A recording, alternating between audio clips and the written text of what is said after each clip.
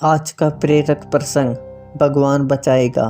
दोस्तों, एक समय की बात है। किसी गांव में एक साधु रहता था। वह भगवान का बहुत बड़ा भक्त था और निरंतर एक पेड़ के नीचे बैठकर तपस्या किया करता था। उसका भगवान पर अटूट विश्वास था और गांव वाले भी उसकी इज्जत करते थे। एक बार गांव में बहुत भीषण बाढ़ आ गई। चारों तरफ पानी ही पानी दिखाई देने लगा। सभी लोग अपनी जान बचाने के लिए ऊंचे स्थानों की तरफ बढ़ने लगे। जब लोगों ने देखा कि साधु महाराज अभी भी पेड़ के नीचे बैठे भगवान का नाम जप रहे हैं, तो उन्हें यह जगह छोड़ने की सलाह दी। पर साधु ने कहा, तुम लोग अपनी जान बचाओ, मुझे तो मेरा भगवान बचाएगा। धीरे धीरे पानी का स्तर बढ़ता गया और पानी साधु के कमर तक आ पहुंचा। इतने में वहां से एक नाव गुजरी। मल्लाह ने कहा, हे साधु महाराज, आप इस नाव पर सवार हो जाइए, मैं आपको सुरक्षित स्थान तक पहुंचा दूंगा।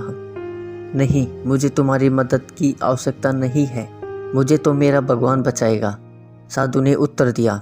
नाव वाला चुपचाप वहां से चला गया। दोस्तों, कुछ देर बाद बाढ़ और प्रचंड हो गई। साधु ने पेड़ पर चढ़ना उचित समझा और वहां बैठकर ईश्वर को याद करने लगा।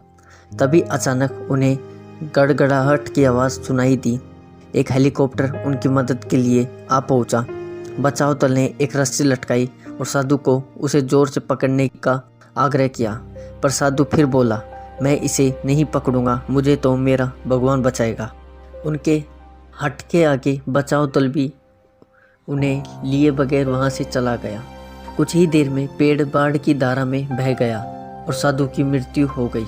मरने के बाद साधु महाराज स्वर्ग पहुँचे और भगवान से बोले, हे प्रभु, मैंने तुम्हारी पूरी लगन के साथ आराधना की, तपस्या की, पर जब मैं पानी में डूबकर मर रहा था तब तुम मुझे बचाने नहीं आए, ऐसा क्यों प्रभु? भगवान बोले, हे साधु महात्मा, मैं तुम्हारी रक्षा करने एक नहीं बल्कि 3 बार आया।